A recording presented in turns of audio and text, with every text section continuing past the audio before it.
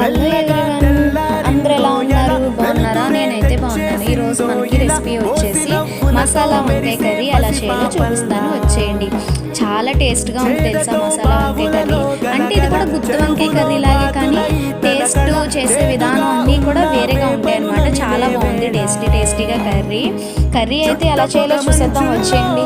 First అయితే మనము నీట్గా కడిగి క్లీన్గా పెట్టుకుని ఒక స్టవ్ చూస్తే నీట్గా వంట చేయాలి, ఇంట్రెస్ట్గా కొత్తగా వంటలు చేయాలి అని మీరు ఎంతమందికి అనిపిస్తుంది? నాకైతే అలానే అనిపిస్తుందండి.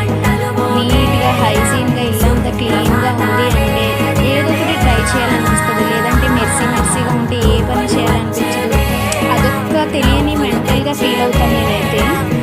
ఫస్ట్ స్టవ్ వెలిగించి ప్యాన్ పెట్టుకొని కొద్దిగా ఫ్లాక్ సీడ్స్ అంటే నువ్వులు ఉంటాయి కదా, అవి బాగా వేయించుకొని తీసుకోవాలి. ముందుగా కట్ చేసి పెట్టుకున్న వంకాయలు అయితే కొద్దిగా ఆయిల్ వేసుకొని ఆ వంకాయలన్నీ వేసుకొని వంకాయలు ఒక 70% ఫ్రై అవ్వాలన్నమాట ఆయిల్లో. ఈలోపు మనం ఫ్రై అయ్యేలోపు మనం మసాలా ఎలా తయారు చేయాలో చూసేద్దాం, వచ్చేయండి. ఫస్ట్ మనం వేపించి పెట్టుకున్నాం కదా నువ్వులు, వాటినైతే మిక్సర్ గ్రైండర్లోకి తీసుకోవాలి. దానిలోకి యాలకులు, కొన్ని గరం మసాలా ఐటమ్స్ అయితే వేయాలన్నమాట.